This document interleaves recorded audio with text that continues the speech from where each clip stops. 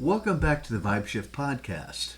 Earlier this week, we began exploring the realization that many people are quietly carrying every single day.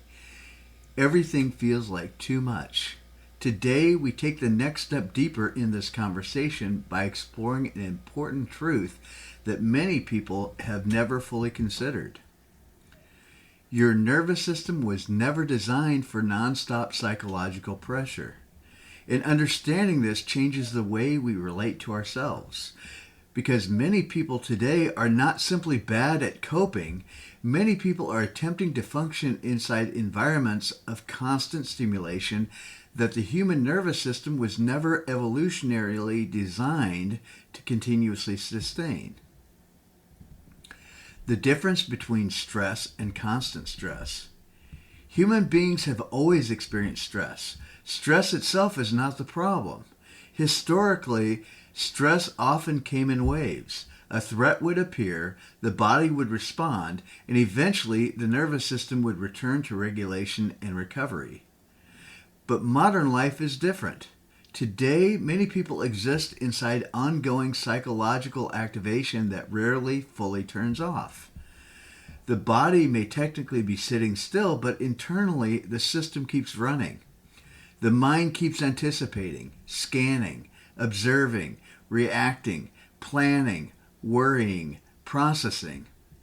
And because the nervous system cannot always distinguish between physical danger and prolonged psychological pressure, the body often responds as though survival itself is constantly at stake. When survival becomes normal, over time, this begins reshaping daily experience. Rest becomes difficult. Stillness feels unfamiliar. Silence becomes uncomfortable. The mind searches for the next problem before the current moment has even finished unfolding. Many people today have become so accustomed to internal tension that calm itself can begin feeling strange. Not because calm is unsafe, but because the nervous system has adapted to continuous activation. This is one reason why so many people struggle to truly relax even when they finally have time to rest. The body has learned to remain alert.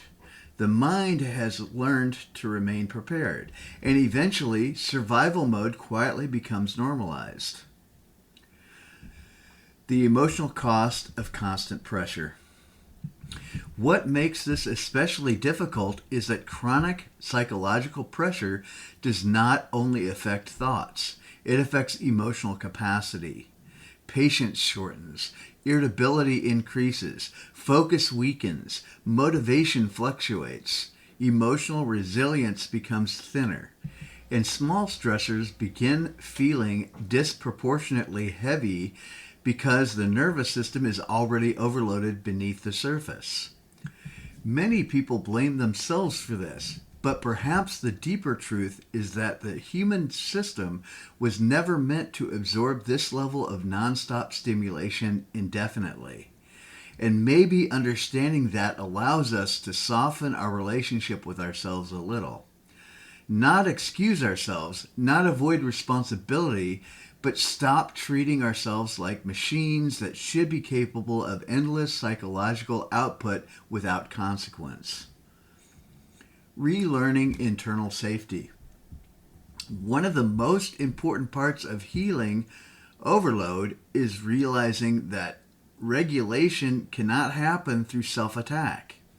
The nervous system does not calm through shame. It does not settle through constant internal criticism.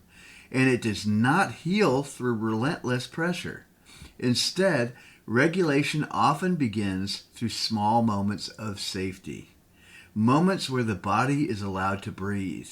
Moments where the mind is not being forced to solve everything at once.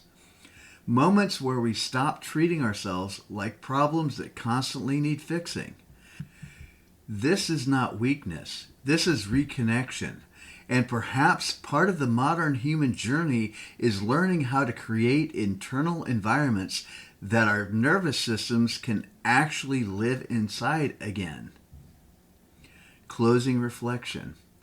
If you've been feeling emotionally exhausted lately, mentally overloaded, or unable to fully settle internally, there may be more happening beneath the surface than simple stress. Your nervous system may be carrying chronic psychological pressure that was never meant to be sustained continuously without recovery. And understanding that matters because awareness creates compassion. Compassion creates space, and space creates the possibility for regulation to slowly return again, little by little, breath by breath, moment by moment. Before we close today, we're going to continue this conversation in a much deeper and more psychologically expansive way over on the Vibrational Stage podcast. While the VybeShift Podcast focuses on grounded awareness and practical daily experience, the Vibrational Stage Podcast explores the deeper emotional and nervous system patterns operating beneath the surface.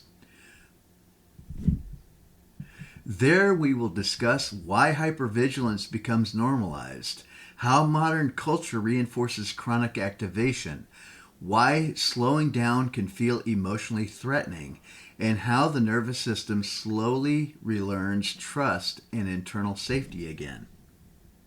If today's episode resonated with you, the Vibrational Stage Podcast will take the exploration even deeper. Until next time, be gentle with your nervous system. It has been carrying far more than most people realize. And we'll see you over at the Vibrational Stage Podcast.